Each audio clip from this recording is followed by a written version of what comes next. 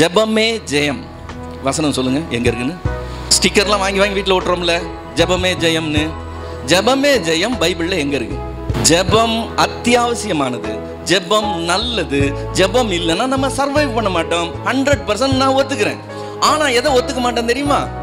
ஜெபமே ஜெயம்னு சொல்றதை நான் ஒத்துக்க மாட்டேன். ஏன்னா பைபிள்ல அப்படி ஒரு வசனமே இல்லை. யோவான் எழுதின சுவிசேஷம் 17வது அதிகாரம் வசனம் 17. யோவான் 17வது அதிகாரம் 17வது வசனம். உம்முடைய சத்தியத்தினாலே அவர்களை பரிசுத்தமாக்கும், உம்முடைய வசனமே சத்தியம். பரிசுத்த வேதாகமம் கிறிஸ்தவர்களுடைய புனித நூல். எல்லா மதங்களுக்கும் புனித நூல் இருந்தாலும் பரிசுத்த வேதாகமம் ஒரு விசேஷமான அந்தஸ்தை பெற்ற ஒரு காரியமாய் இருக்கு. நாம் வாசித்த வசனத்தில் ஆண்டவர் சொல்றாரு, உம்முடைய சத்தியத்தினாலே அவர்களை பரிசுத்தமாக்கும். எது பரிசுத்தமாகுமா? உம்முடைய வசனமே பரிசுத்தம் ஆக்கும்னு சொல்றார். ஏகாரம் வர்றதை கவனிக்கணும். ஏகாரம் வந்தா என்ன அர்த்தம்? அது தவிர வேற எதுவுமே நம்மை பரிசுத்தப்படுத்தாது. அவருடைய வசனத்தை தவிர வேற எதுவுமே சத்தியம் கிடையாது. சத்தியத்தை தவிர வேற எதுவுமே நம்மை பரிசுத்தப்படுத்தாது. இப்போ வேதமே வசனமே சத்தியம் என்று சொல்லி ஆண்டவர் சொல்லும்போது நம்முடைய அஸ்திபாரமாக ஒரு நம்பிக்கையாக நம்ம அதை கொண்டிருக்கிறோம். என்னன்னு, நம்ம கையில் இருக்கிற பைபிள் சாதாரண புக் இல்லை, அது கர்த்தருடைய வார்த்தை. கர்த்தருடைய வார்த்தை இது சத்தியமான வார்த்தை என்று சொல்லி நாம் விசுவாசிக்கிறோம். இந்த சத்தியமான வார்த்தை நாம் சொல்றதுக்கு வேத ஆதாரம் இருக்கு. சாலமோன் சொல்லும்போது சொல்லுகிறான், நீதிமொழிகளின் புஸ்தகம் 6வது அதிகாரம் 23வது வசனம். நீதிமொழிகள் 6:23. கட்டளையே விளக்கு, வேதமே வெளிச்சம், போதக சிக்ஷையே ஜீவ வழி. எது வெளிச்சமா? அப்படின்னா என்ன அர்த்தம்? வேதம் காமிக்கிறது தான் நமக்கு வெளிச்சம். அதுதான் நமக்கு நல்லது எது கெட்டது எதுன்னு காண்பிக்கிற காரியம் என்று சொல்லி சாலமோன் சொல்லுகிறதை பார்க்கிறோம். தாவீது சொல்லும்போது 119வது சங்கீதம் 105வது வசனத்தில் 119, 105, உம்முடைய வசனம் என் கால்களுக்கு தீபமும் என் பாதைக்கு வெளிச்சமுமா இருக்குது. நான் நடக்க வேண்டிய வழியை எனக்கு எது காட்டுது? உம்முடைய வசனம் தான் காட்டுது. எனக்கு அது வழி காட்டலைன்னா நான் இருட்டில் நடக்கிறவனா இருப்பேன். நான் செய்கிறது கரெக்டாக தப்பான்னு எனக்கு வகையை இருக்க முடியாது. உம்முடைய வசனம்தான் என்னுடைய கால்களுக்கு தீபமும் என் பாதைக்கு வெளிச்சமுமாய் இருக்குதுன்னு சொல்கிறான். இப்போது வசனமே சத்தியம் என்று சொல்லி நாம் நம்புகிற அந்த நம்பிக்கை நம்முடைய கிறிஸ்தவ நம்பிக்கைக்கு அஸ்திபாரமானதுன்னு சொன்னேன். அஸ்திபாரம் என்கிறது கட்டடம் என்கிறத விட கொஞ்சம் வித்தியாசமானது. கட்டடம் என்கிறது வெளியில் தெரியும். நீங்கள் இப்போ கண்ணை திறந்து பார்த்தீங்கன்னா ஊரெல்லாம் கட்டடங்கள் இருக்குது. கட்டடங்கள் சர்ஃபேஸுக்கு மேலே இருக்குது. அது எல்லாருடைய பார்வைக்கும் தெரியும். பார்வைக்கே தெரியாதது என்னது? பூமிக்கு அடியில் புதைந்திருக்கிற அந்த கட்டடங்களுடைய அஸ்திபாரங்கள். அந்த அஸ்திபாரம் நல்லா இல்லைன்னு வச்சுக்கோங்களேன், அந்த கட்டடம் எவ்வளவு அழகான கட்டடமாக இருந்தாலும், எவ்வளவு பிரம்மாண்டமான கட்டடமாக இருந்தாலும் அது ரொம்ப நாள் நிலைக்காது.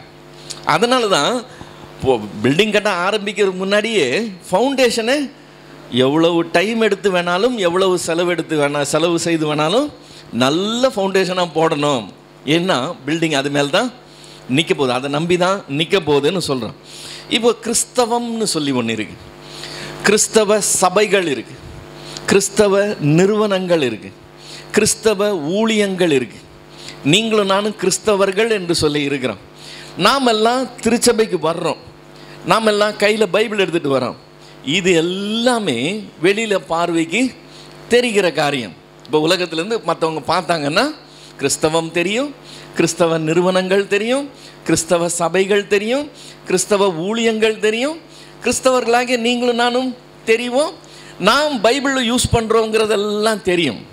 இதில் தெரியாதது என்னன்னு சொன்னால், நம்முடைய விசுவாசத்துக்கு அஸ்திபாரமாய் என்ன இருக்கின்றது தெரியாது. அந்த அஸ்திபாரம் என்னவா? இந்த வசனம் சத்தியம், இந்த வசனமே சத்தியம் என்று சொல்லி நாம் நம்புகிற நம்பிக்கை அஸ்திபாரமாக இருக்கு. இப்போ நமக்கு ஒரு சத்துரு இருக்கிறான். இந்த சத்துருடைய மெயின் பிஸியான ஒரே குறிக்கோள் என்னது? பேதுரு சொல்லும்போது சொல்லுகிறான், 1 பேதுருவின் புஸ்தகம் 5வது அதிகாரம் 8-9 வசனங்களில், 1 பேதுரு 5:8-9 வசனங்களில், தெளிந்த புத்தி உள்ளவர்களாயிருங்கள், விழித்திருங்கள். ஏன் நீங்கள் தெளிந்த புத்தி உள்ளவர்களா விழித்திருக்கணும்? அதுக்கு காரணம் இருக்குது. ஏன்னா உங்களுக்கு ஒரு சத்துரு இருக்கிறான். ஏனெனில் உங்கள் எதிராளியாகிய பிசாசானவன் கெர்ச்சிக்கிற சிங்கம் போல எவனை விழுங்கலாமோ என்று ஐடியா பண்ணி வகை தேடி சுற்றி திரிந்து கொண்டு இருக்கிறான். அதனால நீங்களும் நான் எப்படி இருக்கணுமா? தெளிந்த புத்தி உள்ளவர்களாக இருக்கணுமா, விழித்து இருக்கணுமா. இவன் இப்படி சுற்றி திரிகிறான். இப்போ நமக்கு அஸ்திபாரமான நம்பிக்கை இருக்குது பார்த்தீங்களா? அந்த நம்பிக்கை மேலே நம்ம எப்படி இருக்கணுமா? விசுவாசத்தில் உறுதியாக இருந்து அவனை எதிர்த்து நில்லுங்கள் என்று சொல்லியிருக்கு. இப்போ பிசாசுக்கு நம்மளை கவுக்கணுங்கிறது தான் ஆசை, நம்ம நாசமாக போகணுங்கிறது தான் அவனுடைய காரியம் இல்லை? திருடன் திருடவும் கொல்லவும் அழிக்கவும் வேண்டி வேறு ஒன்றுக்கும் வர அவனுடைய நோக்கமே அதுதான், நம்ம கெட்டு போகணுங்கிறது தான். இப்போ கிறிஸ்தவம் இருக்குது, கிறிஸ்தவ நிறுவனங்கள் இருக்குது, கிறிஸ்தவ சபை இருக்குது, கிறிஸ்தவ ஊழியங்கள் இருக்குது, கிறிஸ்தவர்கள் இருக்கிறோம். இது எல்லாத்தையும் கெடுத்து போடணும்னு ஆசை. அவனுடைய தாக்குதல் இந்த பூமி மட்டத்துக்கு மேலே இருக்கிற கட்டடத்தின் மேலேயே கிடையாது. அவனுடைய தாக்குதல் கட்டடத்துக்கு கீழே இருக்கிற அஸ்திபாரத்தில். அந்த அஸ்திபாரத்தை உருவிட்டோன்னு வச்சுக்கோங்களேன், நீங்கள் எவ்வளவு பெரிய ஊழியமாக இருந்தாலும் சரி, எவ்வளவு ஃபேமஸான ஊழியராக இருந்தாலும் சரி, எவ்வளவு பிரசித்தி பெற்ற ஊழியங்கள் செய்து வந்தாலும் சரி, அது ரொம்ப நாள் நிலைக்காது. ஒரு ஸ்டேஜ் வரும்போது அது கொலாப்ஸ் ஆகிடும். இந்த காரியம் எப்படி செயல்படுது, பிசாசு இதை எவ்வளோ சக்ஸஸ்ஃபுல்லாக செய்கிறான் அப்படின்னு தெரிஞ்சுக்கணும்னா சபையினுடைய வரலாற்றை நம்ம திரும்பி பார்த்தோம்னா நமக்கு தெரிஞ்சிடும். இப்போ ஆண்டவர் போதிக்கும் போது என்னன்னு போதிச்சாரு? உம்முடைய வசனத்தினால, உம்முடைய சத்தியத்தினால அவர்களே பரிசுத்தமாகும், உம்முடைய வசனமே சத்தியம் என்று சொல்லி அவர் சொன்னார். அவருக்கு பின்னால் வந்த சீஷர்கள் அதை அப்படியே பின்பற்றுறாங்க. அந்த முதல் நூற்றாண்டை விட்டுருங்க, 2வது நூற்றாண்டை விட்டுருங்க, 3வது நூற்றாண்டுக்கு கூட விட்டுருங்க, 4வது நூற்றாண்டில் தலைவலி ஆரம்பிக்குது. 4வது நூற்றாண்டு முதல் பிசாசு ரொம்ப சக்ஸஸ்ஃபுல்லாக இந்த காரியத்தை செய்கிறான். என்ன செய்தான்னு சொன்னால், சபை இந்த வேதாகமம் விசுவாசிகள் கையில் போய் கிடைக்கக்கூடாதுன்னு ஒரு தீர்மானம் எடுத்துக்கிச்சு. எப்படி? பைபிள் சாதாரண விசுவாசிகள் கையில் போய் கிடைக்கக்கூடாதுன்னு சொல்லி. இப்போ நமக்கு தெரிஞ்ச மொழியில் பைபிள் வந்தால் தானே நமக்கு பிரயோஜனம். சமஸ்கிருதத்தில் பைபிள் எழுதி கொடுத்தோன்னா உங்களுக்கு என்ன பிரயோஜனம்? நம்ம யாருக்குமே சமஸ்கிருதம் தெரியாது, பைபிளை கையில் வச்சுருந்து பிரயோஜனமே கிடையாது. அந்நாட்களில் எபிரேய மொழியில் பைபிள் இருந்தது, கிரேக்க மொழியில் பைபிள் இருந்தது, அடுத்தது லத்தீன் மொழியில் பைபிள் இருந்தது. 3 மொழிகளில் தான் வேதாகமும் அவைலபிள். இந்த 3 மொழியுமே உலகத்தில் அன்னைக்கு இருந்தவங்க பேசுறதில்லை. அவங்கவுங்களுடைய தாய்மொழி தானே பேசிக்குவாங்க. இப்போ என்ன செய்யணும்? பைபிள் அவங்க கைக்கு வரணும்னு என்ன செய்யணும்? அதை மொழிபெயர்க்கணும். சபை வேத மொழிபெயர்ப்பை தடை செய்து, மொழிபெயர்க்க கூடாதுன்னு சொல்லி தடை செய்து 15வது நூற்றாண்டில் கிரேக்க எபிரேய மொழிகளிலிருந்து ஆங்கிலத்துக்கு வில்லியம் டிண்டேலுங்கிறவர் மொழிபெயர்த்துட்டார். மொழிபெயர்க்கிறது எவ்வளோ பெரிய காரியம்! அவர் தன் வாழ்க்கையை அதுக்கு அர்ப்பணித்து ஆங்கிலத்துக்கு பழைய ஏற்பாடு புதிய ஏற்பாடு 2த்தையும் மொழிபெயர்த்துட்டார். அப்படி மொழிபெயர்த்தவருக்கு சபை கொடுத்த பரிசு என்ன தெரியுமா? ஆங்கிலத்தில் மொழிபெயர்த்தார் என்கிறதற்காக அவருக்கு சபை மரண தண்டனை கொடுத்தது. புரியுதுங்களா? அந்த மாதிரி இது சாமானியன் கையில் போய் கிடைக்கக்கூடாது. அதுக்கு அவங்க சில காரணங்கள் வச்சுருந்தாங்க. என்னன்னா, வேதத்தை பற்றி நாங்கள் கற்று அறிந்திருக்கிறோம். யார்? பாதிரிமார்கள் கற்று அறிந்திருக்கிறோம். அதை வியாக்கியானம் பண்ண எங்களுக்கு தெரியும். இப்போ இதை உங்ககிட்ட என்கிட்ட கொடுத்துட்டோம்னா நமக்கு அந்த ட்ரைனிங் கிடையாது. அந்த ட்ரைனிங் இல்லாததுனால நம்ம யோசனைக்கு உள்ளதெல்லாம் நம்ம அதுலேருந்து எடுத்து சொல்ல ஆரம்பிச்சிருவோம். வேதத்தை நம்ம புரட்டிடுவோன்னு, அது அப்படிலாம் போகக்கூடாது, அது எங்கள் கையில் இருக்கட்டும், நாங்கள் அதுக்கு சொல்லுவோம்னு சொல்லி ஒரு காரணம். இன்னொரு காரணம் என்னென்னா, பைபிள் இப்போ தான் நமக்கு பிரிண்டிங் டெக்னாலஜி வந்துருச்சு. அந்த காலத்தில் பிரிண்டிங் டெக்னாலஜி கிடையாது. அப்போ பிரதி எடுக்கணும்னா என்ன செய்யணும்? கையில் தான் எழுதணும், எல்லாம் கையில் எழுதணும். கையில் எழுதணும்னா ஒவ்வொரு பைபிளும் ரொம்ப காஸ்ட்லி, விலை உயர்ந்ததாக இருக்கிறதுனால இந்த வேதாகமம் திருட்டு போயிடும்னு சொல்லி சர்ச்சில் வேதாகமத்தை ஒரு ஸ்டாண்டில் வச்சு சங்கிலி போட்டு பூட்டு போட்டு சபை வச்சிருந்தது. நான் நடக்காதது சொல்ல, நடந்த காரியத்தை சொல்கிறேன். ஸ்டாண்டில் பூட்டு போட்டு வச்சுருந்தது. அப்போ பைபிள் எப்படி தான் ஜனங்களுக்கு வரும்? எல்லாரும் கூடி வரும்போது பாதிரியார் அதை திறந்து வாசிப்பார் சத்தமாக. அப்போ எல்லாம் கேட்டுக்கிட்டு வீட்டுக்கு போயிடணும், அவ்வளோதான். இப்போ எவ்வளோ பேருக்கு எவ்வளோ வசனம் தெரியும்னு நினைக்கிறீங்க? யாருக்கும் ஒன்றுமே தெரியாது. இது சபையினுடைய இருண்ட காலம். அப்படி இருண்ட காலத்தில் இருந்தப்போ இந்த வசனம் என்கிற ஆதாரத்தை உருவிட்டு அந்த இடத்துல வேற எதையாவது வைக்கணும்ல, கேப்பாக வைக்க முடியாதுல்ல. அப்போ அந்த கேப்பில் என்ன வைக்கிறதுன்னு சொன்னால், பாரம்பரியம், ட்ரெடிஷ்னல் டீச்சிங்ஸ்ன்னு சொல்லி அதை உள்ளே கொண்டு வந்தாங்க. பாரம்பரியம்னா என்னன்னு சொன்னால், அன்னைக்கு தலைமையில் இருக்கிறாங்க பாருங்க, போப்பாக இருந்தாலும் சரி, பிஷப்பாக இருந்தாலும் சரி, அன்னைக்கு கார்டினலாக இருந்தாலும் சரி, யார் அன்னைக்கு தலைமையில் இருக்கிறாங்களோ அவங்க என்னெல்லாம் சொல்கிறாங்களோ, மனுஷ போதனையாக என்னெல்லாம் சொல்கிறாங்களோ அது எல்லாம் தெய்வ வாக்காய் மதிக்கப்பட்டது. எப்படி இது கர்த்தருடைய வார்த்தை நம்ம மதிக்கிறோமோ அதே போல் இவங்க எல்லாம் சொன்னது எல்லாமே தெய்வ வாக்கு. அப்போ இதுவும் அதுவும் சமம் என்று ஆயிடுச்சு. இதுக்கும் கை கிடைக்கல. எது கை கிடைக்குது? இது கை கிடைக்குது. அப்போது கர்த்தருடைய உபதேசத்துக்கு பதிலாக மனுஷ உபதேசத்தில் சபை இயங்கி வந்தது. இப்போ 3 காரியம் நடந்தது. சரி, 2 காரியம் நடந்தது. ஒன்று என்னது? அஸ்திபாரம் உருவப்பட்டுச்சு. ரெண்டாவது, அந்த அஸ்திபாரத்துக்கு பதிலாக மனுஷ போதனை பாரம்பரியம் என்கிற பேரில் உள்ளே வந்துருச்சு. இது 2 நடந்தால் அதனுடைய விளைவு என்னவா இருக்கும்? அஸ்திபாரத்தை உருவியாச்சு, வேற என்னத்தையும் உள்ளே சொருகி வச்சுருக்கீங்கன்னா பில்டிங் என்ன ஆகும்? கொஞ்ச நேரம் இது நிற்கும், அதுக்கப்புறம் அது கொலாப்ஸ் ஆக ஆரம்பிக்கும். சபை சீர்கேடு அடைய ஆரம்பிக்குது. சபை சீர்கேடு அடைஞ்சு சபை மூட நம்பிக்கைகளால் நிறைந்த ஒரு சபையாக மாறி போச்சு. மூட நம்பிக்கைன்னா கொஞ்சம் நஞ்சம் கிடையாது.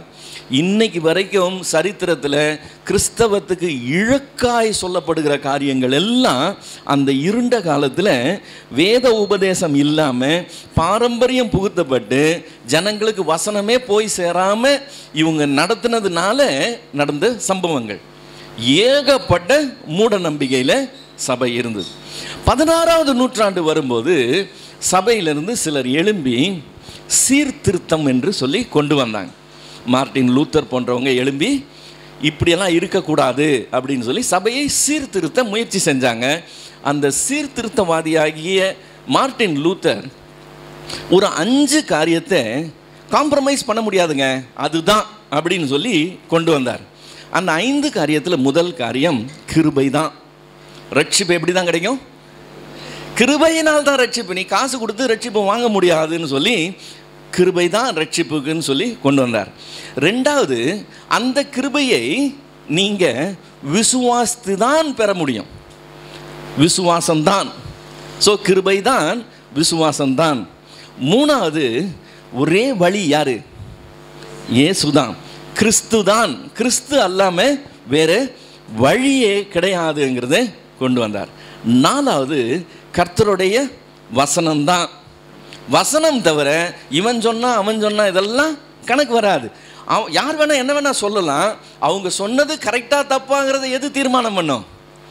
கர்த்தருடைய வசனம் தான் தீர்மானம் பண்ணும். வசனம் தான் கொண்டு வந்தார். 5வது காரியம், மகிமை யாருக்கு செலுத்தலாம்? தேவனுக்கு தான். தேவனை தவிர யாருக்கும் கிடையாது. இந்த 5 காரியங்களும் லத்தீன் மொழியில் சோலா சோலா சோலான்னு சொல்லி வரும். அதில் 4வது காரியமாய் சொல்லப்பட்டது என்னது? வசனம்தான். சோலா ஸ்கிரிப்சுரா. ஸோ வசனம்தான்னு சொல்லி அவர் கொண்டு வந்தார். அந்த டைம் பார்த்து இந்த அச்சு டெக்னாலஜி உள்ளே வருது. அந்த அச்சு இயந்திரங்கள் கண்டுபிடிக்கப்பட்டு புஸ்தகங்கள் அச்சடிக்கப்பட ஆரம்பித்தோடனே வேதாகமம் அச்சடிக்கப்பட ஆரம்பிக்குது. அதே டைமில் சீர்திருத்தம் வந்துட்டதுனால மொழிபெயர்ப்புகளும் நடக்குது. எல்லா மொழிகள்லையும் வேதம் மொழிபெயர்க்கப்படுது.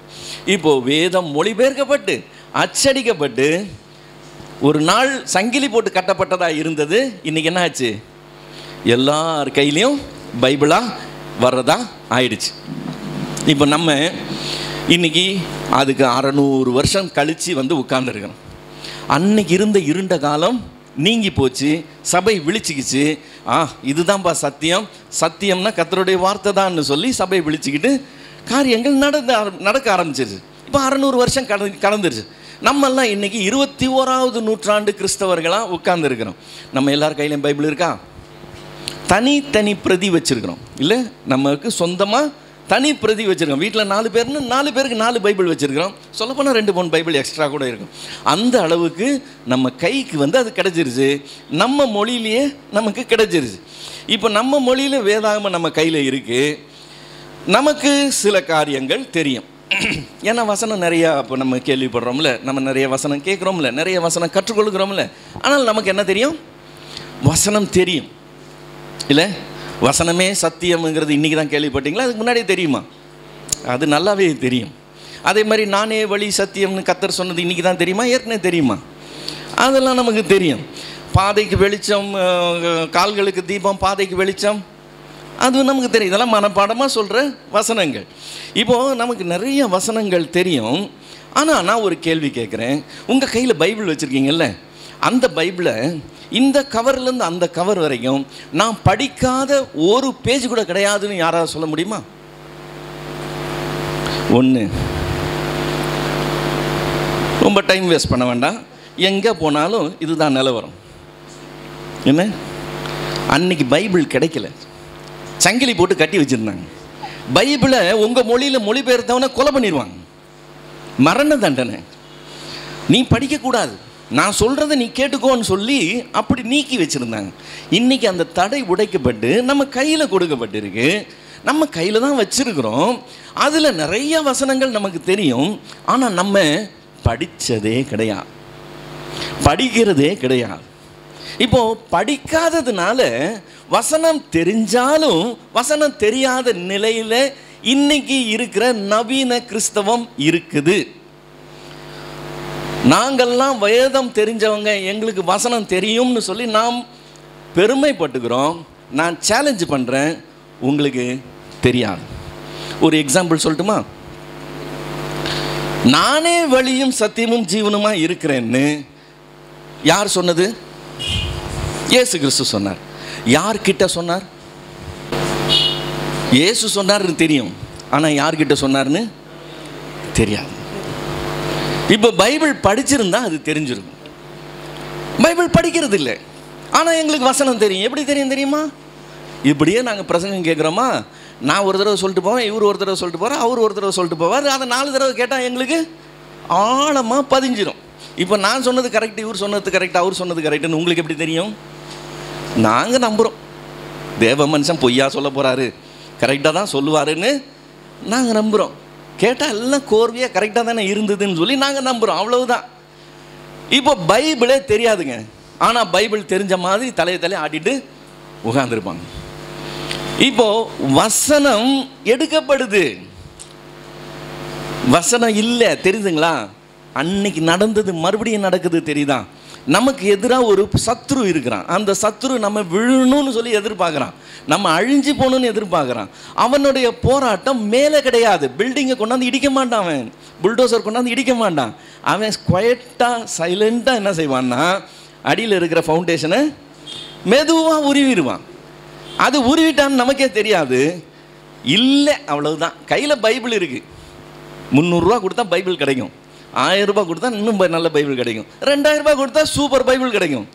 நாங்கள் வகை வகையாக வாங்கி அடிக்குவோம், கிஃப்ட் கொடுப்போம். பைபிள்லாம் கிஃப்ட் கொடுப்போம். பிள்ளை வந்து ஞானஸ்தானம் எடுக்குதா பைபிள் கொடுப்போம், எல்லாம் கல்யாணமாக பைபிள் கொடுப்போம், எல்லாம் பைபிள்லாம் கொடுப்போம். வாசிக்க தான் மாட்டோம். பைபிள் சத்தியம்னு சொல்லி சத்தியமும் பண்ணுவோம், ஏற்றுக்கொள்வோம். ஆனால் திறந்து வாசிக்க மாட்டோம். அதே சமயத்தில் எங்களுக்கு தெரியும் எங்களுக்கு தெரியும் எங்களுக்கு தெரியும்னு நினைத்து கொள்வோம். இப்போ எங்களுக்கு தெரியும் நினைத்து கொள்றதுனால தெரிஞ்சவங்க போல இருப்போம். ஆனால் என்ன தெரியாது? ஒன்றுமே தெரியாது. இப்படி தெரியாததுனால தப்பு நடந்தால் தப்புன்னே நமக்கு தெரியாது. ஏன்னா தப்புன்னு எது சொல்லும்? வசனம் தான் சொல்லும். ஒரு எக்ஸாம்பிள் சொல்கிறேன் பாருங்க. தமிழ்நாட்டில் இருக்கிற ஒரு பிரபலம், அவர் பின்னாடி ஓஹோன்னு லட்சக்கணக்கில் ஆயிரக்கணக்கில் ஜனங்க போகிறாங்க, சரிங்களா? அவர் ஒரு ஊழியம் செய்கிறார், பிரபலம். அவருடைய மீட்டிங் ஒன்று சென்னையில் நடக்குது. அந்த கூட்டத்துக்கு திருச்சபையில் சம்பளத்துக்கு வேலை பார்க்குற ஒருத்தர் அன்னைக்கு சபையில் கூட்டம் இருக்குது, சபையை விட்டுட்டு குடும்பமாக அந்த கூட்டத்துக்கு போயிட்டார். சம்பளத்துக்கு வேலை செய்யலைன்னு அது வேறு மாதிரி. அவருக்கு இங்கே ஊதியம் கொடுக்குறாங்க, இங்கே அவருக்கு டியூட்டி இருக்குது. டியூட்டி டைமில் சர்ச்சு திறந்து கூட்டம் நடந்துகிட்டு இருக்குது. இவர் குடும்பமாக எங்கே போயிட்டார்? அங்கே கூட்டத்துக்கு போயிட்டார், சரிங்களா? இப்போ அங்கே கூட்டத்துக்கு போயிட்டு அவருக்கு போயிட்டாருன்னு கேள்விப்பட்டு நான் கேட்டேன், அவருக்கு இங்கே வேலை இருக்குல்ல, எப்படி விட்டுட்டு போனார்? இன்றைக்கி எப்படி போகிறதுக்கு எப்படி அது எப்படி நியாயமாக இருக்குமான்னு சொல்லி நான் கேட்டேன். என் கூட பேசிகிட்டு இருந்தவர் சொன்னார், நீங்கள் என்ன சொன்னாலும் பிரதர், அவங்களுடைய ஊழியம் சிலருக்கு பிரயோஜனமாக இருக்க தான் செய்து, அதனால தான் இவங்க அப்படி தேடி போகிறாங்கன்னு சொன்னார். சந்தோஷம். யாருடைய ஊழியமாவது யாருக்காவது பிரயோஜனமாக இருந்தால் ரொம்ப சந்தோஷம். ஆனால் அந்த பிரபலம் வழக்கமாக தீர்க்க தரிசனம் சொல்லுவார், சரிங்களா? அந்த தீர்க்க தரிசனம் சொல்லும் போதெல்லாம் கர்த்தர் தெளிவாக என்னோட பேசினார்னு சொல்லியே சொல்லுவார். சும்மா இல்லை, எனக்கு தோன்றுச்சு கிண்டுச்சு அதெல்லாம் இல்லை, தரிசனத்தில் கர்த்தர் தெளிவாக எனக்கு சொன்னார். இவர் சொல்லி சொல்லி சொல்லி ஏகப்பட்ட தீர்க்க தரிசனங்கள் நிறைவேறாமல் போயிருக்கு. அப்போ நான் கேட்டேன், ஊழியம் பிரயோஜனமாக இருந்தது சரிதான், அவர் தீர்க்க தரிசனமாக சொல்லி அது நிறைவேறாமல் போயிருக்குதான்னு கேட்டேன். அதுக்கு அவர் சொன்னார், அது விடுங்க பிரதர், அது அப்படி தான், அது சிலது சொன்னார், அதெல்லாம் ஒன்றும் நடக்கலை அப்படின்னார். ரைட், நீங்கள் அதை சிம்பிளாக எடுத்துக்கிட்டீங்க. என்னன்னு? விடுங்க பிரதர், அதெல்லாம் ஒரு பெரிய விஷயமா, ஏதோ சொன்னார் நடக்கலை விடுங்க அப்படின்னு சொல்லி சிம்பிளாக எடுத்துக்கிட்டீங்க. கர்த்தருடைய வார்த்தை அதை பற்றி என்ன சொல்லுது? கர்த்தர் என்னிடம் தெளிவாய் சொன்னார்னு சொல்லி நான் ஒரு காரியம் சொல்லி அந்த காரியம் பொய்த்து போயிட்டா என் பேர் என்னன்னு வேதம் சொல்லுது? கள்ள தீர்க்கதரிசின்னு சொல்லுங்க. கள்ள தீர்க்கதரிசின்னு வேதம் என்னை அடையாளம் காமிக்கும் போது என் ஊழியம் உங்களுக்கு பிரயோஜனமாக இருந்தா நீங்க யாரு? பிரச்சனை என்னன்னு தெரியுதுங்களா? வசனம் தெரியலன்னா நமக்கு பார்க்குறதெல்லாம் கரெக்டுன்னு தோணும். இப்போது பிசாசு இந்த நவீன காலத்தில் கையில் பைபிள் வச்சுக்கோ, ஒன்றும் பிரச்சனை கிடையாது, திறந்துக்கிறது வாஸ்துறாது, அவ்வளோதான். வாஸ்தனா தலைவலிக்கும், தலை சுத்தம், நிறைய காரியங்கள் இருக்குது, அப்புறம் பேதி போகும், ஆஸ்பத்திரியில் அட்மிட் பண்ணுவாங்க. அதனால் பைபிளை திறந்து வாஸ்துறாதேன்னு சொல்லி நம்மளை பத்திரமா சேஃபாக வச்சுருக்கிறான். வசனத்தை எடுத்தாச்சா, அதுக்கு பதிலாக என்ன வைக்கணும்? அப்போ என்ன வச்சாங்க? பாரம்பரியம் வச்சாங்க. இப்போ என்ன வச்சிருக்கிறாங்க சொல்லுங்க பார்க்கலாம். இப்போ சபை ஆரம்பித்தது முதல் முடிகிறது வரைக்கும் எதில் ஓடுது? அபிஷேகம், அந்நிய பாஷை, தீர்க்க தரிசனங்கள், அடையாளங்கள், அற்புதங்கள், பப்ளா பப்ளா, அதில் தான் ஓடுது. இப்போது வசனத்தை எடுத்துட்டு ஒரு ஆவிக்குரிய அனுபவத்தை உள்ளே கொண்டு வந்துட்டான், அவ்வளோதான் மேட்டர். இப்போ சபைக்கு எதுக்கு வருவாங்க தெரியுமா? யாரும் வசனத்துக்காகலாம் வர்றதில்லை. எதுக்காக வராங்க? சாட்டிஸ்ஃபேக்ஷன் கிடைக்கணும், வந்தால் அந்த ஆவிக்குரிய அனுபவம் கிடைக்கணும். இங்கே பாடல் ஆராதனை நடந்தால் பரலோகத்திலேருந்து ஆண்டவர் சிங்காசனத்தை தூக்கிக்கிட்டு இறங்கி வந்து இங்கே சிங்காசனம் போட்டு இங்கேயே உட்காந்துக்கணும்.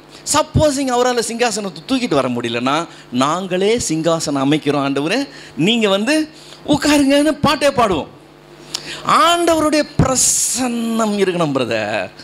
அந்த அனுபவம் கிடச்சிச்சுன்னு வச்சுக்கோங்களேன், சத்தியமே தேவையில்லை எங்களுக்கு. நாங்கள் அந்த பிரசன்னத்திலேயே வீட்டுக்கு போயிடுவோம். நல்லது, ரொம்ப சந்தோஷம். உங்களுக்கு அப்படி ஒரு பிரசன்னம் கிடச்சிருச்சு, அப்படி ஒரு பிரசன்னத்தோடு வீட்டுக்கு போயிட்டீங்க. கிச்சனுக்குள்ளே போகும்போது இருக்குதா? அதை முடிச்சுட்டு பெட்ரூம்குள்ளே வரும்போது இருக்குதா? நாளைக்கு நீங்கள் ஆஃபீஸுக்கு கிளம்பும்போது இருக்குதா? இல்லைன்னா அடுத்த ஞாயிற்றுக்கிழமை எப்போ வரும், எப்போ அந்த பிரசன்னம் கிடைக்கும்னு மனசு வாஞ்சிக்கிறதா இருக்கும். இன்னைக்கு வசனத்தை எடுத்துட்டு ரீப்ளேஸ்மெண்ட் என்னது? ஆவிக்குரிய அனுபவம். இப்போ இந்த ஆவிக்குரிய அனுபவத்தை நம்ம பிசாசு எப்படி உள்ளே கொண்டு வராங்கிறத பார்க்கணும். அதுதான் அவனுடைய டெக்னிக், அவன் செயல்படுகிற விதம். ஜெபம் நல்ல காரியமா கெட்ட காரியம்? நல்ல காரியம். ஜெபம் அவசியமான காரியமா அவசியம் இல்லாத காரியமா? அவசியமா அத்தியாவசியமா? அத்தியாவசியம். ஜெபம் நல்ல காரியம், ஜெபம் அத்தியாவசியமான காரியம். வேதம் ஜெபத்தை பற்றி என்னெல்லாம் சொல்லுது? கொலோசியர் 4வது அதிகாரம் 2வது வசனத்தில் பவுல் சொல்லும்போது, கொலோசியர் 4:2 இடைவிடாமல் ஜெபம் பண்ணுங்கள்னு சொல்கிறான்.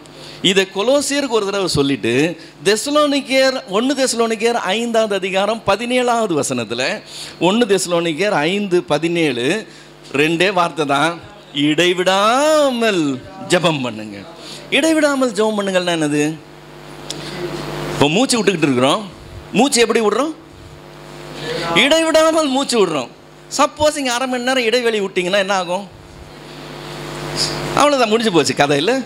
ஸோ நம்ம உயிரோடு இருக்கணும்னு சொன்னால் இடைவிடாமல் மூச்சு விடுறோம். அதே மாதிரி ஜெபம் எப்படி பண்ணுமா? இடைவிடாமல் ஜெபம் பண்ணணும்னு வேதம் சொல்லுது. நம்முடைய ஆண்டவர் சீஷர்களுக்கு சொல்லும்போது இன்னும் அழகாக சொல்கிறார்.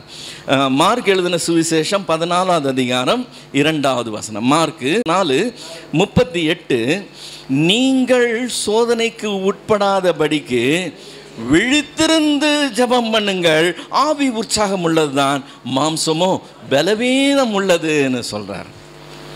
எப்படி ஜெபம் பண்ணுமா? விழித்திருந்து ஜெபம் பண்ணுமா? ஏன்? அப்போதான் சோதனைக்கு உட்பட மாட்டீங்களா? இல்லைன்னா சோதனையில் மாட்டிக்குவீங்களா?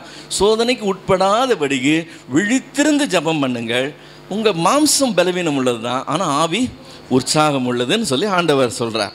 இப்போது ஜெபம் நல்ல காரியம், ஜெபம் அவசியமான காரியம், அத்தியாவசியமான காரியம். ஜெபம் இல்லைன்னா நம்மளு சர்வை பண்ண முடியாது. 100% கரெக்ட். இந்த நல்ல அத்தியாவசியமான காரியத்தை பிசாசு எடுத்து அதையே நமக்கு அகெயின்ஸ்டாக யூஸ் பண்ணுறான். அதுதான் அதில் பியூட்டி. எப்படி ஜெபத்தை நமக்கு அகெயின்ஸ்டாக யூஸ் பண்ணுறான்னு தெரியுமா? இவ்வளோ நேரம் நான் வசனம் சொன்னேன், நீங்கள் எடுத்து வாசித்தீங்க. இப்போ நான் ஒரு வார்த்தை சொல்கிறேன், அது வசனத்தில் எங்கே இருக்குன்னு நீங்கள் சொல்லுங்கள், சரியா? ஜெபமே ஜெயம், வசனம் சொல்லுங்கள் எங்கே இருக்குன்னு. ஸ்டிக்கர்லாம் வாங்கி வீட்டில் ஓட்டுறோம்ல, ஜெபமே ஜெயம்னு. ஜெபமே ஜெயம் பைபிளில் எங்கே இருக்கு? ஜெபம் அத்தியாவசியமானது, ஜெபம் நல்லது.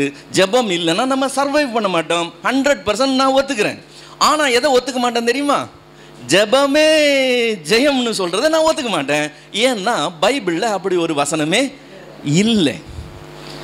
அப்படி இல்லாததை நாம் ஸ்டிக்கர் வாங்கி வீட்டில் ஒட்டுறோம், ஜெபமே ஜெயம்னு சொல்லி. ஜெபிச்சா தான் பிரதர், ஜெபிக்கலைன்னா ஒன்றும் நடக்காதுன்னு சொல்லி போதிக்கிறோம்.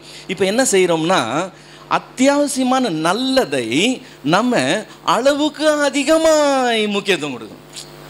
அமிர்தமாக இருந்தாலும் அளவுக்கு மிஞ்சினா அது என்னவாயிடுமா? நஞ்சா மாறிடும். இப்போது ஜெபத்தை தூக்கிட்டு ஜெபமே ஜெயம்னு சொல்லும்போது அது வேத சத்தியத்துக்கு அகைன்ஸ்டாக போகும். ஏன் தெரியுமா? எது ஜெயம்னு வேதம் சொல்லுது தெரியுமா? 1 யோவான் எழுதின 1வது நிருபம் 5வது அதிகாரம் 4வது வசனம். 1 யோவான் 5:4 தேவனால் பிறப்பதெல்லாம் உலகத்தை ஜெயிக்கும், நம்முடைய விசுவாசமே உலகத்தை ஜெயிக்கிற ஜெயம் என்று சொல்லி வேதம் சொல். நம்முடைய விசுவாசமேன்னு சொன்னால் அங்கே ஜெபம் வர்றதுக்கு வாய்ப்பே கிடையாது. நம்முடைய விசுவாசமே உலகத்தை ஜெயிக்கிற ஜெயம்னு வசனம் சொல்லுவோம். அது இருக்கட்டும் பிரதர், நாங்கள் என்ன நம்புகிறோம்? ஜெபமே ஜெயம்னு நம்புகிறோம். நீ ஜெபிக்கலைன்னா ஒன்றும் ஆகாதுன்னு சொல்கிறோம். அதனால் நீ ஜெபிக்கணும் பிரதர். எல்லா விதமான குறைபாடுகளுக்கெல்லாம் காரணம் என்ன தெரியுமா? விசுவாசிகள் ஜெபிக்க மாட்டேன்றாங்க. இதுதான் எடுப்பில் சொல்கிறது. நீ ஜெபம் குறைவாக இருக்குது பிரதர், ஜெபம் நல்ல ஜெபம் வேணும். ஊழிய வளர்ச்சி இல்லை, ஏன்? ஜெபம் இல்லை. எழுப்புதல் இல்லை, ஏன்? ஜெபம் இல்லை. இந்தியான்னு ரட்சிக்கப்படல, ஏன்? ஜெபம் இல்லை. இவங்க ஜெபிச்சு தான் எல்லா காரியமும் நடக்கும். இவங்க ஜெபிக்கலைன்னா ஒரு காரியமும் நடக்காது. இவங்க காலையில் எழுந்திரிச்சு ஜெபிக்கிறனால தான் ஆண்டவர் சூரியனை உதிக்க பண்ணுறார். இவங்க ராத்திரியில் ஜெபிக்கிறனால தான் ஆண்டவர் சூரியனை அஸ்தமிக்க பண்ணுறார். இவங்க ஜெபிக்கிறதுனால தான் உலகமே சுத்துது. இவங்க ஜெபிக்கலைன்னா அவ்வளவு ஸ்தம்பிச்சு போயிடும்.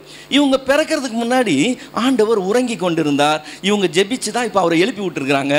ஒவ்வொரு காரியமும் இவங்க சொன்னால் தான் ஆண்டவர் செய்வார். ஆண்டவரை செய்யுங்க, ஆண்டவரை செய்யுங்க, ஆண்டவரேன்னு கூத்திக்கிட்டே இருந்தாலும் அவர் செஞ்சுக்கிட்டே இருப்பாருங்கிறது ஜெபமே ஜெயம் என்கிற காரியம். அப்படி இல்லை. நமக்கு ஜெபிக்கணுங்கிறது அவசியம். ஜெபிக்கிறதுக்கு முன்னால யார்கிட்ட ஜெபிக்கணும்னு தெரிஞ்சிருக்கிறது அவசியம். சப்போஸிங் நான் உங்ககிட்ட வந்து பேசுறேன்னா, நான் யாருக்கிட்டன்னு பேசுகிறேன்னே தெரியாமல் நான் பேசினா எப்படி இருக்கும்? என்னோட வயசில் பெரியவங்க, அனுபவம் உள்ளவங்க, நான் அவங்ககிட்ட எப்படி பேசணும்? அதுக்கு ஒரு தாழ்மை இருக்கணும், அதுக்கு ஒரு மரியாதை இருக்கணும், அதை அணுகுமுறை அதுக்கு ஏற்ற மாதிரி இருக்கணும். என்னோட வயசில் சின்னவங்க, என்னோட அனுபவத்தில் சின்னவங்கன்னா நான் எப்படி பேசணும்? அதுக்கு ஒரு தோரணை இருக்கணும். அப்போ தான் நான் அவனுக்கு ஈக்குவலாக நான் பேசக்கூடாது. இல்லை, என்னோட சின்ன வயசு பையன்கிட்ட போய் நான் அவனுக்கு ஈக்குவலாக பேசக்கூடாது. என் வயசுக்கு ஏற்ற மாதிரி நான் அவங்ககிட்ட நான் யாருக்கிட்ட பேசுகிறேன்னு எனக்கு தெரியாமல் நான் எப்படி ஜெபிக்க முடியும்? அது எப்படி தெரிய வரும்? வசனத்தில் தான் தெரிய வரும்.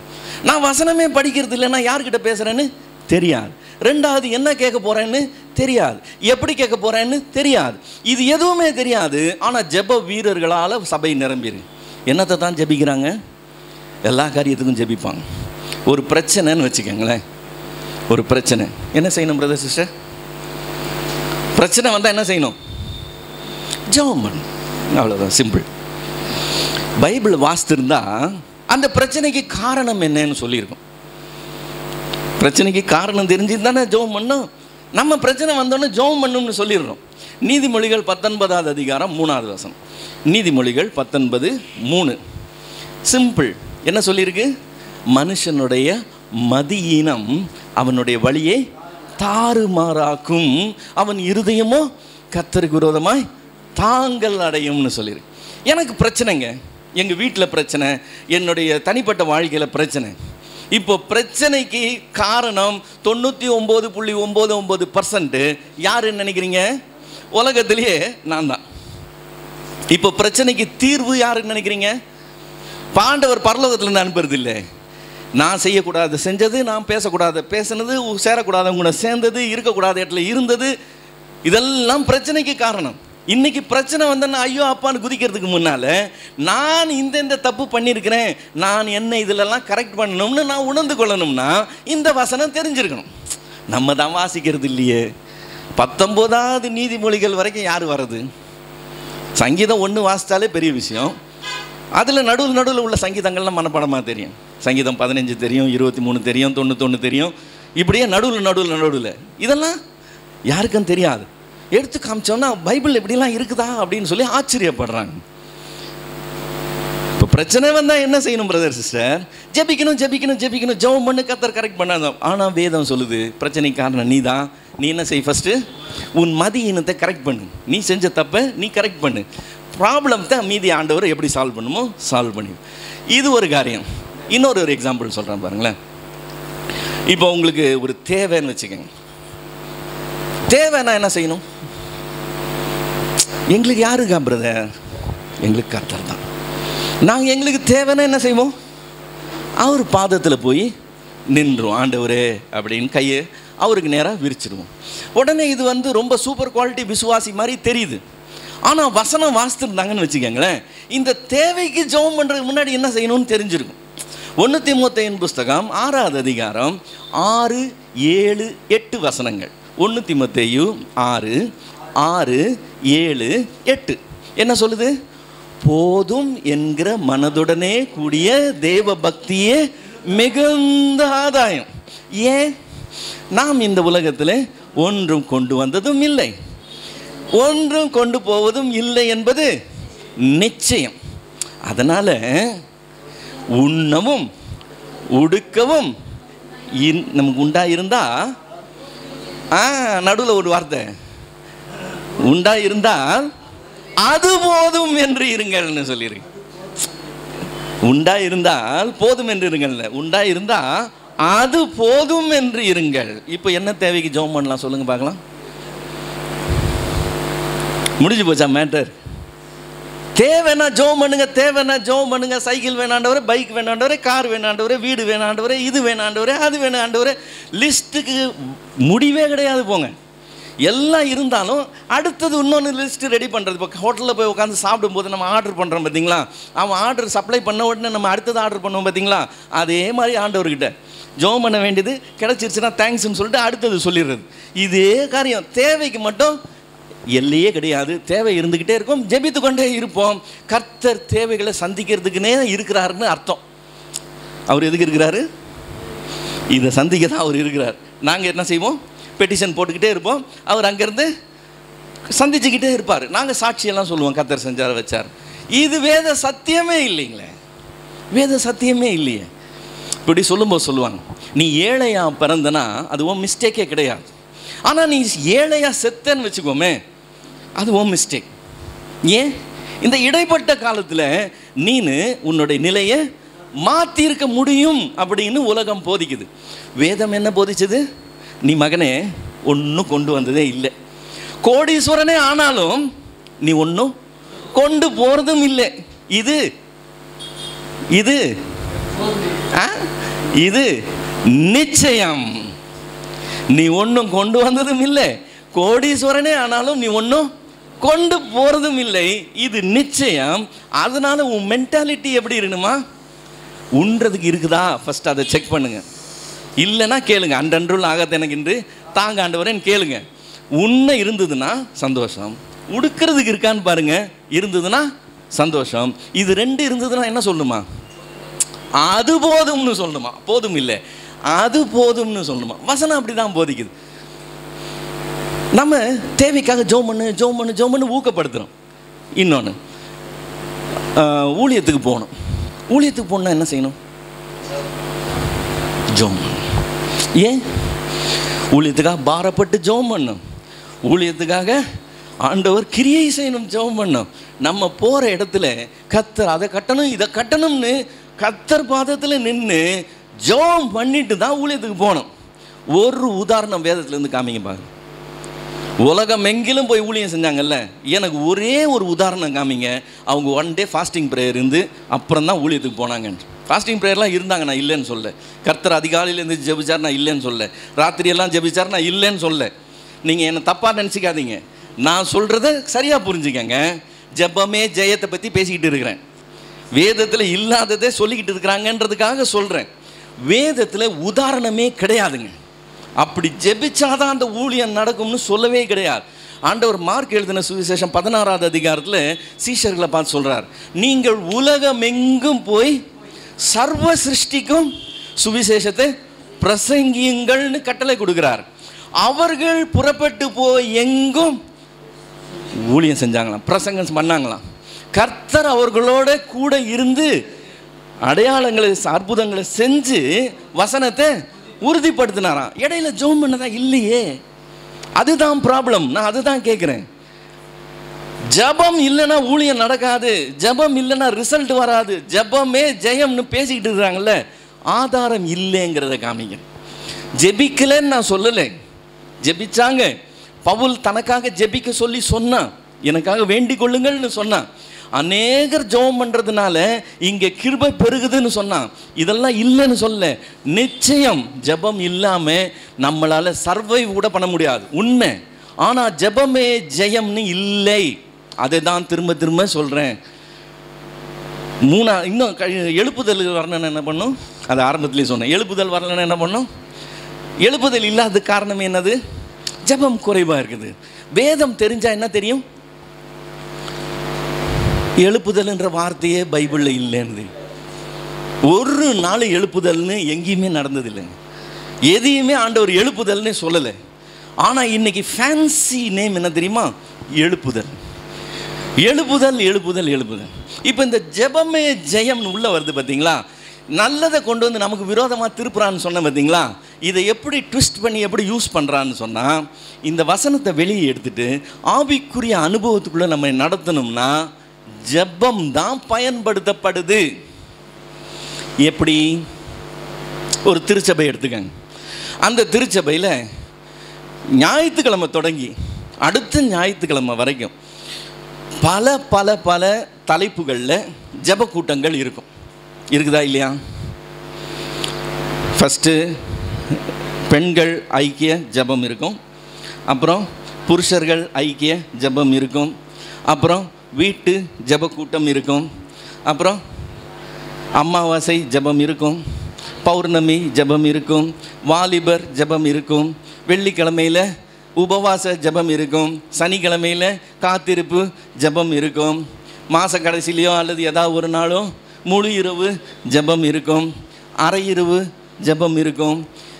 எத்தனை தலைப்பில் ஜெபம் வைக்க முடியுமோ விசேஷ ஜெப கூட்டம் நடக்கும். ஜெப கூட்டங்கள் நடக்குதா இல்லையா? நடக்குது. எது விட்டு போச்சுன்னு மட்டும் சொல்லுங்கள். இந்த ஞாயிற்றுக்கிழமையில அடுத்த ஞாயிற்றுக்கிழமை வரைக்கும் இத்தனை பேரில் ஜெப கூட்டங்கள் நடக்குது. என்ன விட்டு போச்சு? பைபிள் ஸ்டடியே கிடையாது.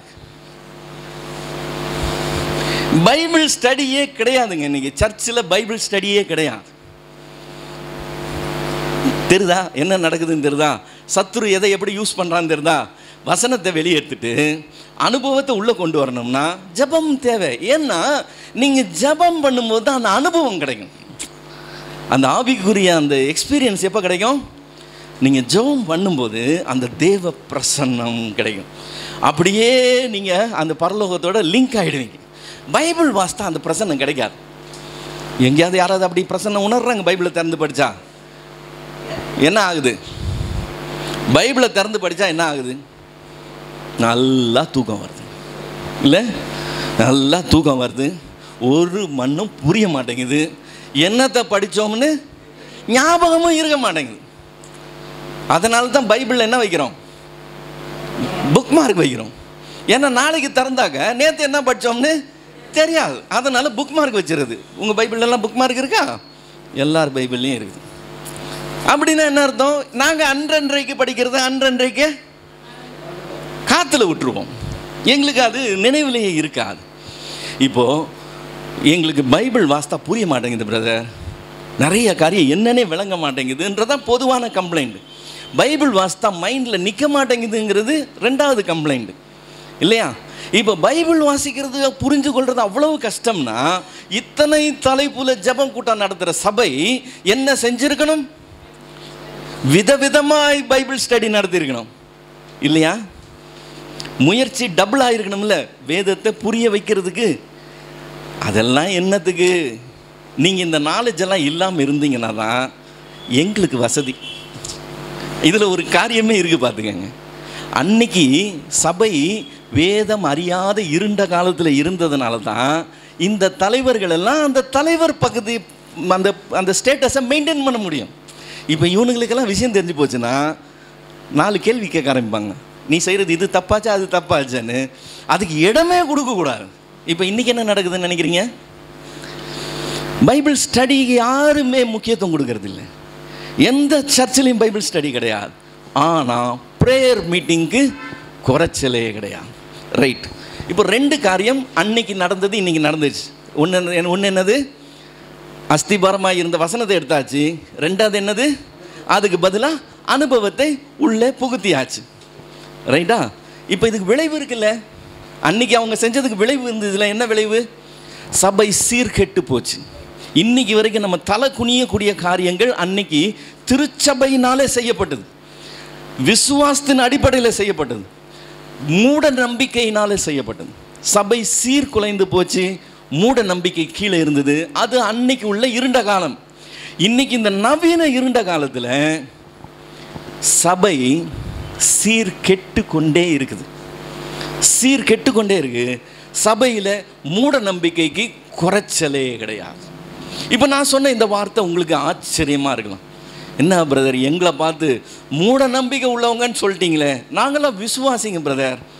பூனை குறுக்கில் போனால் அவன் வேணா உள்ளே போய் தண்ணி குடிச்சிட்டு வருவான். நாங்கள்லாம் கர்த்தரை விசுவாசிக்கிறவங்க. நாங்கள் பூனை கருப்பு பூனையை போனால் கூட நாங்கள் கவலைப்பட மாட்டோம். கருப்பு பூனை குறுக்கில் போனால் என்ன அர்த்தம்?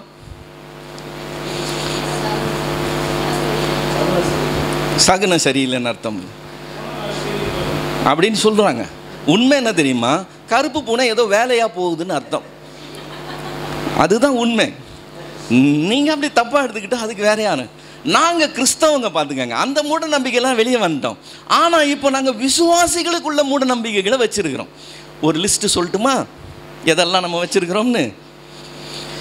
சபை முடிஞ்ச உடனே இங்கே இருக்குதா என்னன்னு தெரில, நான் இங்கே பார்க்கல, நிறைய சபைகளில் எல்லா இடங்கள்லையும் மோஸ்ட்லி ஊழியக்கார்ட்ட ஜெபம் பண்ணிட்டு போனால் ஆசீர்வாதம்னு நினைக்கிறாங்களா இல்லையா?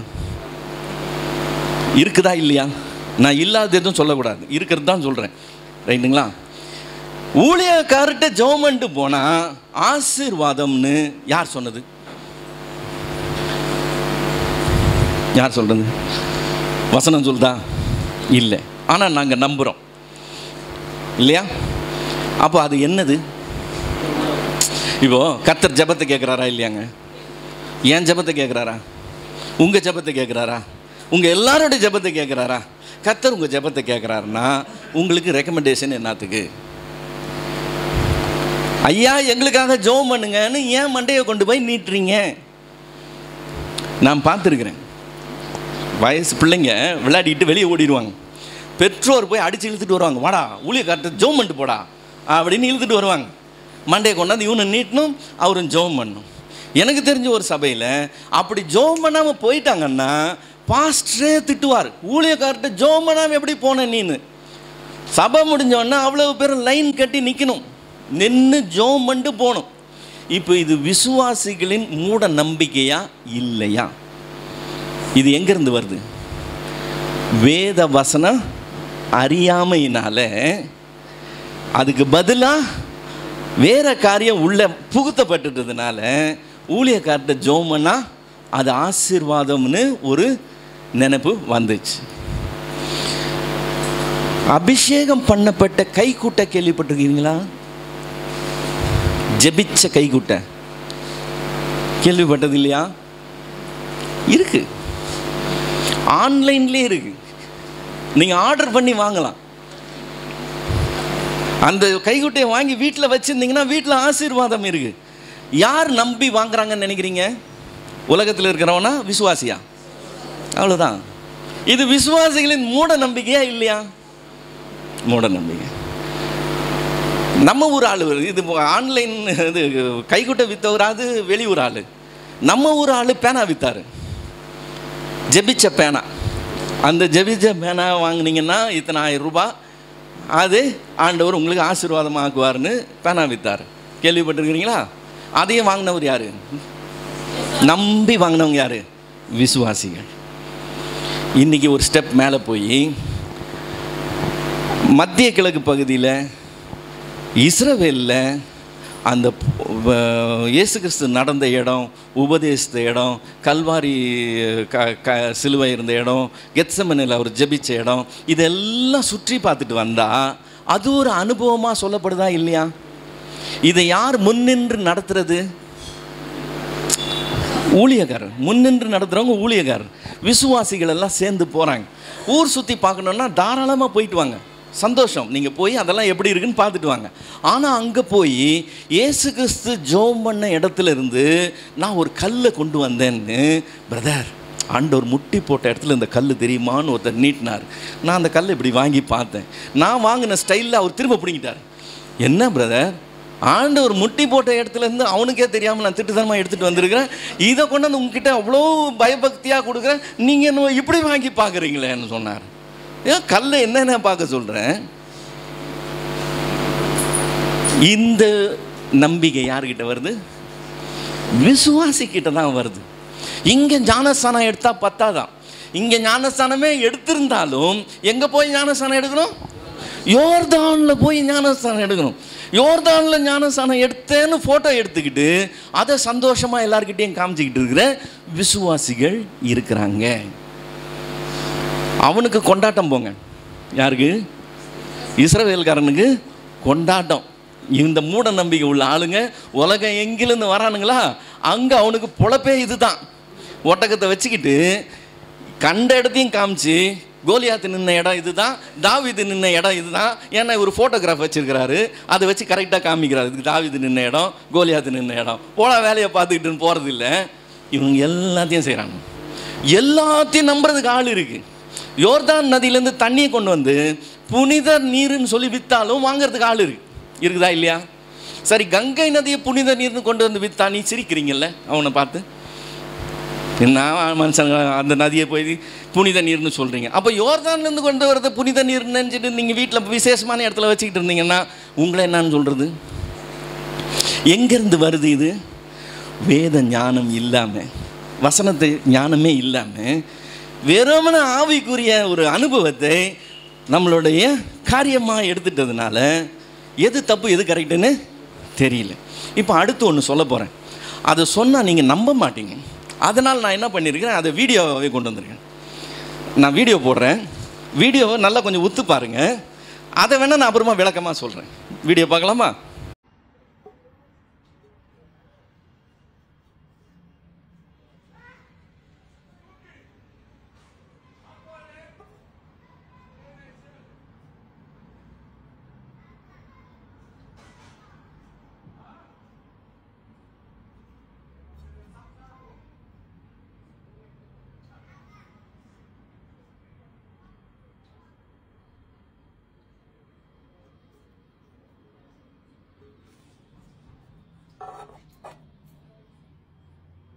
இந்த வீடியோ புனித காற்றை நமக்கு கொண்டு வருது.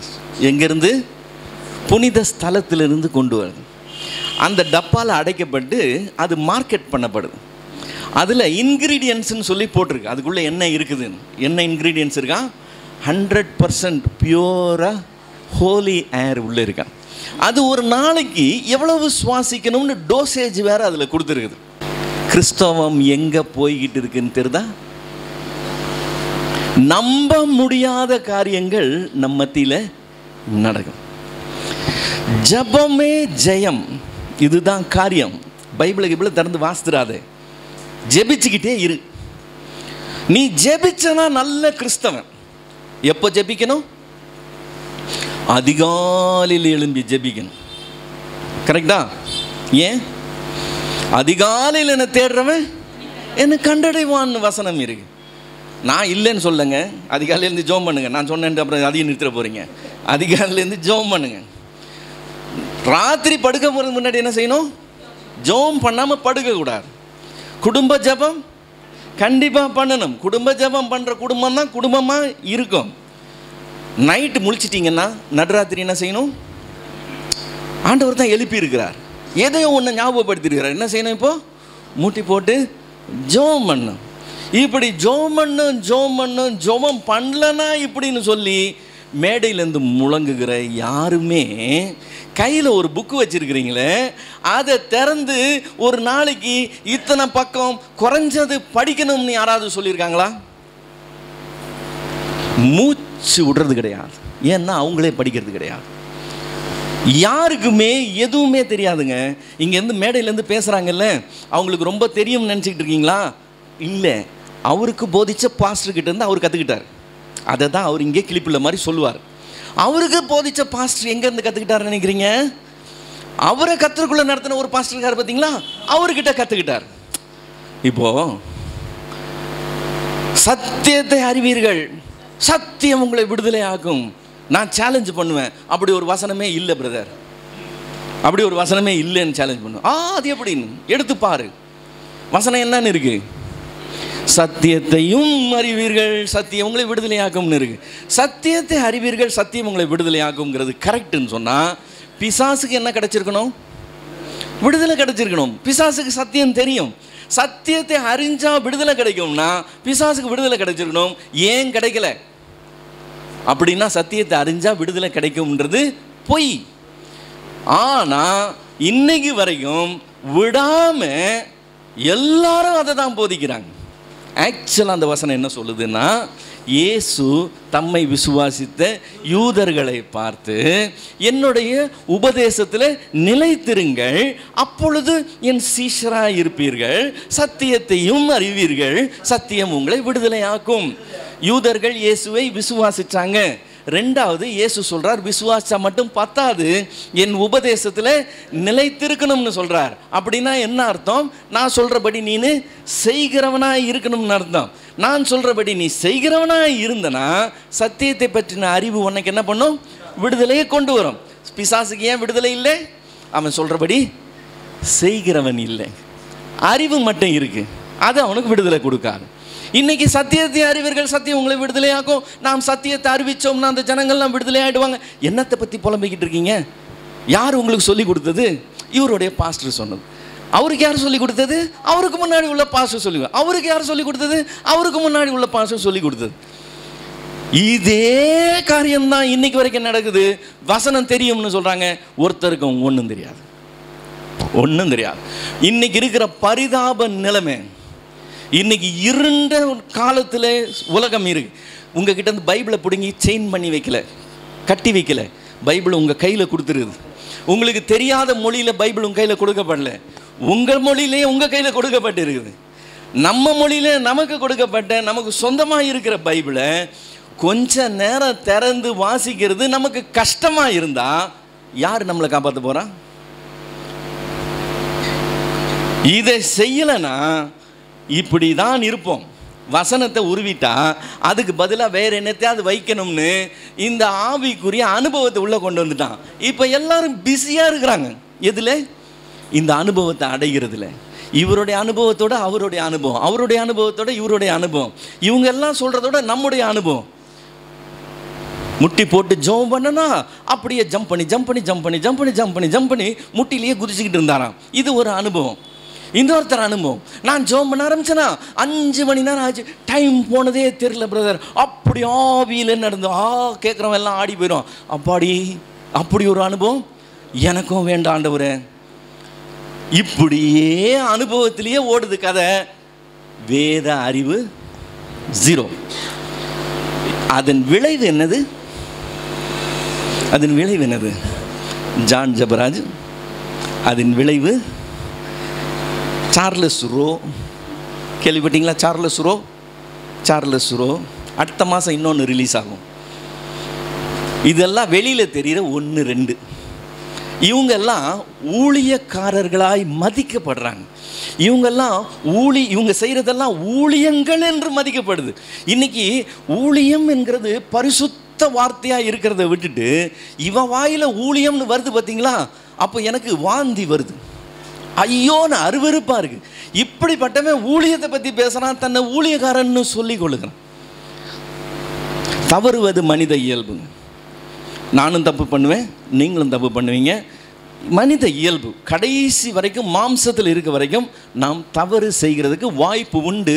அதனால தான் பவுல் சொல்லும்போது சொல்லுகிறான், நிற்கிறேன் என்கிறவன் விழாதபடிக்கு எச்சரிக்கையாக இருக்கணும். கேர்ஃபுல், பார்த்து ஜாக்கிரதை, எந்த டைம்லையும் நீ மிஸ் ஆகிறதுக்கு வாய்ப்பு இருக்குன்னு வேதம் நமக்கு எச்சரிக்கை கொடுக்குது. அதில் பிரச்சனை கிடையாது. பிரச்சனை எது தெரியுமா? துணிந்து செய்கிறது தான் பிரச்சனை. தவறி செய்கிறதையும் துணிந்து செய்கிறதையும் ஒன்றாக்கிறாதீங்க. தவறி செய்கிறவனுக்காக நாம் ஜெபம் பண்ணலாம். தவறி செய்கிறவனை நீங்கள் போய் கண்டிக்கலாம். நீ எப்படிப்பா இப்படி பேசிட்ட, இப்படி பேசினது தப்பாச்சேன்னு. தவறி செய்தவன் என்ன செய்வான்? நம்ம சொன்ன உடனே விழிச்சுக்குவான். ஐயோ, நான் அப்படி பேசினது இப்படி தப்பாயிடுச்சா, நான் பேசிடக்கூடாதுன்னு கரெக்ட் பண்ணிக்குவான். அந்த காரியம் நான் செய்திடக்கூடாதுன்னு சொல்லி சரி பண்ணிக்குவான். துணிந்து செய்கிறவன் என்ன செய்வான்? உங்களுக்கு விரோதமாகவே பாஞ்சிருவான். நீங்கள் அவனை திருத்தவே முடியாது. நீங்கள் ஏன் அவனுக்காக ஜெபிக்கணும்? Pray for John Jebaraj. என்ன ப்ரே ஃபார் ஜான் ஜபராஜ்? தெரியாமலா தப்பு செஞ்சான்? தப்பு ஆரம்பிக்கிறது உள்ளே ஆரம்பிச்சது, எண்ணத்தில் ஆரம்பிச்சது. பேச்சுக்கு வந்திருக்கும். அந்த பெண்ணுக்கிட்ட அவன் பேசியிருப்பான். பேச ஆரம்பித்தது தனிமைக்கு கொண்டு போயிருக்கும். தனிமைக்கு கொண்டு போனது பழக்கமாய் டெவலப் ஆகிருக்கும். பழக்கமாக டெவலப் ஆனது கடைசியில் இந்த ஸ்டேஜுக்கு வருது. ஒரு நாளில் வர விஷயம் கிடையாது. கால் தவறி ஏதோ எடறி செஞ்சிட்டது இல்லை. இது துணிந்து செய்கிற காரியம். துணிந்து செய்கிற காரியத்தை இன்றைக்கு கிறிஸ்தவம் சாதாரணமாக எடுத்துக்குது. அவர் பாடல்கள் எவ்வளவு நல்லா இருந்துச்சு தெரியுமா? எத்தனாயிரம் பேருக்கு அந்த வார்த்தைகள் எவ்வளவு பிரயோஜனமாக இருந்தது தெரியுமா? எதை கொண்டு அடிக்கிறதுனே தெரியல. அந்த நிலைமைக்கு சீர்கெட்டு போய் இத்தனை விதமான மூட நம்பிக்கைகளால் நிரம்பின திருச்சபையாய் சபை மாறிடுச்சு. என்ன சொன்னாலும் நம்புவாங்க, என்ன சொன்னாலும் நம்புவாங்க. நீ சபைக்கு வா, 3 வாரம் தொடர்ந்து வா, கர்த்தர் உனக்கு இந்த காரியத்தில் விடுதலை கொடுப்பாருன்னு சொன்னால் நம்பி வருவாங்க. இல்லைன்னு சொல்லுங்க பார்க்கலாம். கன்ஃபார்ம். ஒருத்தர் கூட கேட்க மாட்டாங்க, ஆண்டவர் பைபிள் அப்படி சொல்லிலையேன்னு யாரும் கேட்க மாட்டாங்க. எதை சொன்னாலும் நம்புறதுக்கு ரெடியாக இருக்காங்க. அவ்வளவுதான். இப்போ இது இருண்ட காலமா இல்லையா? அன்னைக்கு புடிங்கி வச்சிருந்தான், அன்னைக்கு பைபிளை கையில் கொடுக்கல, அன்னைக்கு நம்ம லாங்குவேஜில் கொடுக்கல, இன்னைக்கு கையில் கொடுத்துருக்கிறாரு, நம்ம லாங்குவேஜில் இருக்குது. ஆனால் நாம் அதை உதாசீனம் பண்ணுறோம். எவ்வளோ பெரிய தப்பு பண்ணுறோன்னு பாருங்கள். இப்போ இதுலேருந்து ரெமெடி என்னன்னு நினைக்கிறீங்க? ஜெபம் பண்ணலாமா? ஆண்டவரே சபையை காப்பாற்றுங்க, சபையில் ஒரு விழிப்புணர்வை தாங்க, எல்லாருக்கும் ஒரு இருதயத்தில் உணர்வை தாங்க. ஜெபம் பண்ணலாமா? என்ன செய்யணும்? என்ன செய்யணும் பிரதர்? கையில் இருக்க பைபிள் எடுத்து வசனத்தை வாசிக்கணும். தாவீது சொல்லும்போது சொல்கிறான், உம்முடைய வேதத்தில் நான் எவ்வளவு பிரியமாக இருக்கிறேன், நாள் முழுவதும் அது என் தியானம்.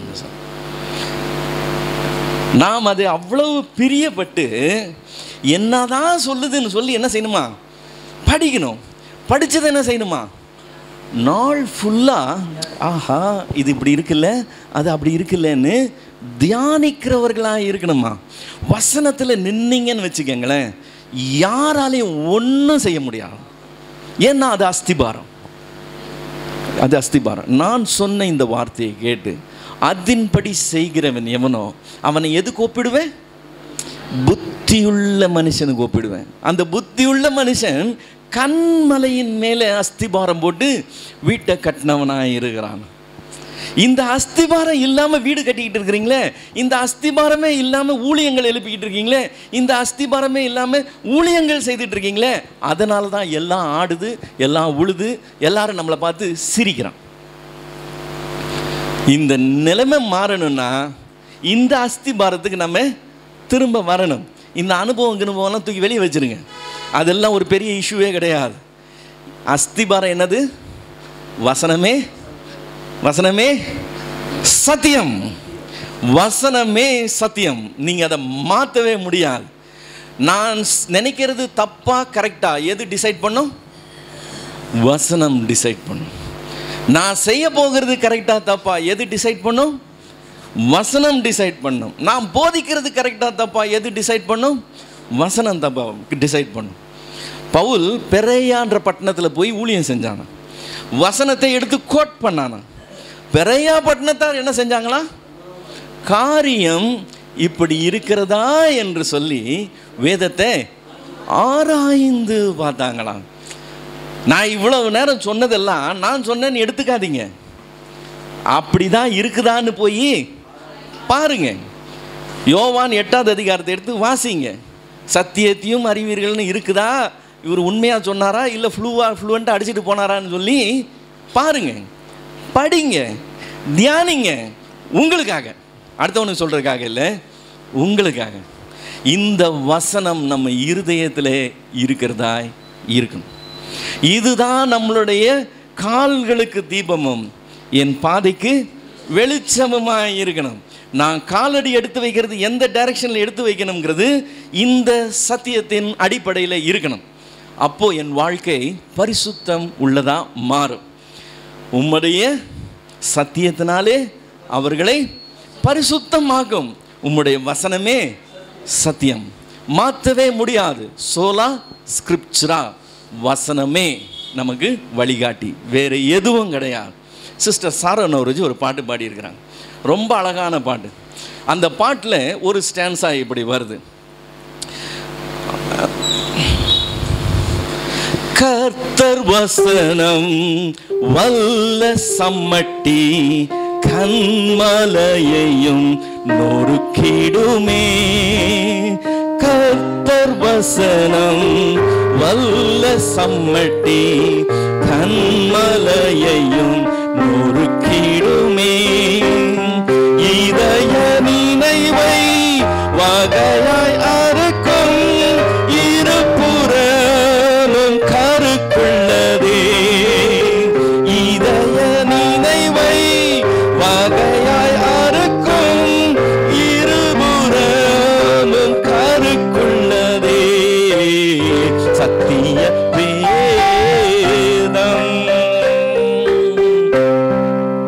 கர்த்தர் வசனம் வல்ல சம்மட்டி. கண்மலையும் நொறுக்கிடும்னா என்ன பண்ணும்? அவ்வளவு கடினமான இருதயம் உள்ளவங்களா இருந்தீங்கனாலும் இந்த வசனத்தை வாசித்து தியானிச்சிங்கன்னா கண்மலையாகவே இருந்தாலும் அது என்ன பண்ணுமா? நொறுக்கிடும். அது அவ்வளோ வல்லமை உள்ளது. ரெண்டாவது என்ன செய்யுமா? நம்ம யோசிக்கிறோம் பாருங்க, சிந்திக்கிறோம் பாருங்க, தியானிக்கிறோம் பாருங்க.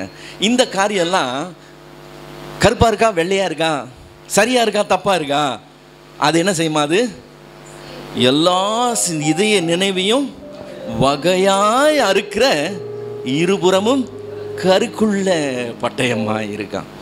இது இல்லைன்னா நம் நடக்க வேண்டிய வழி நமக்கு தெரியவே தெரியாது. இன்னைக்கு சபை பரிதாபமான நிலையில நிக்குது. ஒருத்தரும் வசனம் வாசிச்சிங்களா, ஏன் வாசிக்கல, வாசிச்சு தியானம் பண்ணீங்களா, எத்தனை அதிகாரம் வாசிங்க, வாசிங்க, வாசிக்க ட்ரை பண்ணுங்க, தெரியலன்னா என்கிட்ட வந்து கேளுங்க, நாங்கள் அதுக்கு லெசன்ஸ் எடுக்கிறோம், நீங்கள் கூட சேர்ந்து முயற்சி செய்யுங்க, நாங்கள் நோட்ஸ் கொடுக்குறோம். இதெல்லாம் யாரும் சொல்கிறது கிடையாது. ஆனால் என்ன சொல்கிறாங்க? ஜோம் பண்ணுங்க, ஜோம் பண்ணுங்க, ஜோம் பண்ணுங்க, நீங்கள்லாம் கூடி வாங்க, நம்மெல்லாம் சேர்ந்து ஜோம் பண்ணுவோம். வரும்போது பைபிள் கொண்டு வாங்க, பைபிளை பக்கத்தில் வச்சுக்கோங்க, நம்ம எல்லாம் என்ன செய்வோம்? ஜோம் பண்ணுவோம். பைபிளில் என்ன இருக்குது யாருக்கும் தெரியல. இந்த பரிதாப நிலை கண்டிப்பாக மாறணும். மாறலைன்னா இன்னைக்கு நடக்கிற அவலங்கள் தொடர்ந்து நடந்து கொண்டே இருக்கும். ஸ்தாபனங்கள் பெரிய ஸ்தாபனங்கள், ஊழியங்கள் பெரிய ஊழியங்கள், ஆனால் அஸ்திபாரம் இல்லாததுனால எதுவும் நிற்காது. ஊரே நம்மளை பார்த்து சிரிக்கிற நிலைமையில் கிறிஸ்தவம் நிலை குலைந்து போய்கிட்டே இருக்கும். இன்னைக்கு இதை நம்பி அதை நம்பி அதை நம்பி எதை சொன்னாலும் நம்புகிற நிலைமைக்கு வந்திருக்கிறாங்கல்ல, இதோட நிற்காது. இன்னும் நிலவரம் மோசமாகிக்கிட்டே போகும். ஏன்? ஆதாரமே இல்லை. இந்த புஸ்தகத்தை சாதாரண புஸ்தகம் நினச்சிக்காதீங்க. இந்த புஸ்தகம் மாதிரி புஸ்தகமே கிடையாது. ஆயிரக்கணக்கில் புஸ்தகங்கள் இருக்குது, லட்ச கோடிக்கணக்கில் புஸ்தகங்கள் இருக்குது. இந்த வேதாகமம் மாதிரி புஸ்தகமே கிடையாது. நானே 9 புக்கு எழுதியிருக்கேன், ஆனால் புஸ்தகங்கள் இந்த புக்குக்கு ஈடே கிடையாது. இதனுடைய காரியங்கள் ஒன்றொன்னா உங்களுக்கு எக்ஸ்பிளைன் பண்ணி சொல்லணும்னா இன்னும் 1 மணி நேரம் ஆகும். அவ்வளவு காரியங்கள் இந்த புஸ்தகத்தை பற்றி இருக்குது. இதை அலட்சியப்படுத்தாதீங்க. நமக்கு 300 ரூபாய்க்கு கொடுத்துட்றாங்க. 1000 ரூபாய் கொடுத்தா கொஞ்சம் நல்ல பைபிள் கிடைக்கும். 2000 ரூபாய் கொடுத்தீங்கன்னா சூப்பர் குவாலிட்டி பைபிள் கிடைக்கும். நீங்கள் போட்டிருக்க ட்ரெஸ் விலை என்னன்னு பாருங்கள், உங்கள் கையில் இருக்க பைபிள் விலை என்னன்னு பாருங்கள். 100% சொல்கிறேன், நீங்கள் போட்டிருக்க ட்ரெஸ்ஸோட நீங்கள் கையில் வச்சுருக்க பைபிள் கண்டிப்பாக சீப். அப்படி சீப்பாக நம்ம பைபிள் வாங்கி கையில் வச்சுருக்கிறோம். நிறைய பேருக்கு இலவசமாக கிடச்சிருக்கு. பாஸ்டர் வாங்கி கொடுத்துருப்பார், எல்லாம் வேறு யாராவது கிஃப்ட் கொடுத்துருப்பாங்க. அப்படி இலவசமாக கிடைக்கிறது நம்ம வாங்கி வச்சுருக்கோம். அதனுடைய மதிப்பும் மரியாதையும் தெரியாமல் இன்றைக்கு ஆண்டவர் சொல்கிறார், நம்மை பரிசுத்தப்படுத்துகிறது எதுவா? அவருடைய சத்தியம். எது அவருடைய சத்தியம்? வசனமே அவருடைய சத்தியம். கண்ணில் மூடி ஆண்டவர் நோக்கி பார்க்கலாமா?